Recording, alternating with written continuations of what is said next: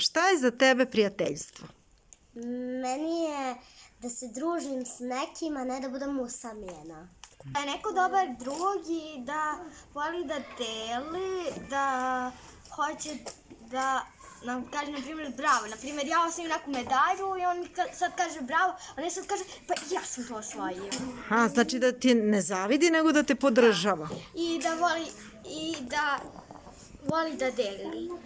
Prijateljstvo je nešto gde se igramo, gde se družimo, gde pričamo i gde se smejemo.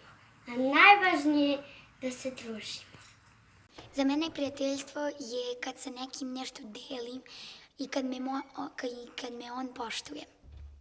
Za mene je prijateljstvo kad se neko igra sa mnom. Za mene prijatelji su kad se igramo, kad se družimo i kad dijelimo tajne.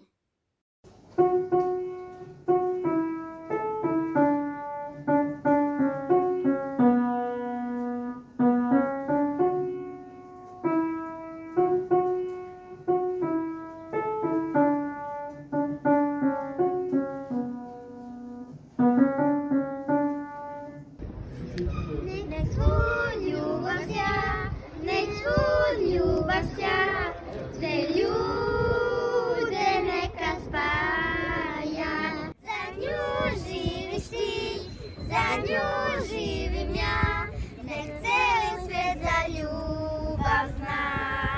Kad vidiš malih ptica let ili neki nežni cvet, znaj to je ljubav.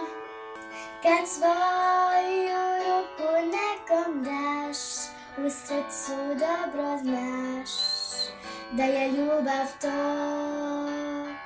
Nek svud ljubav sja, nek svud ljubav sja, sve ljude neka spaja. Za nju živiš ti, za nju živim ja, nek cijeli svet za ljubav zna.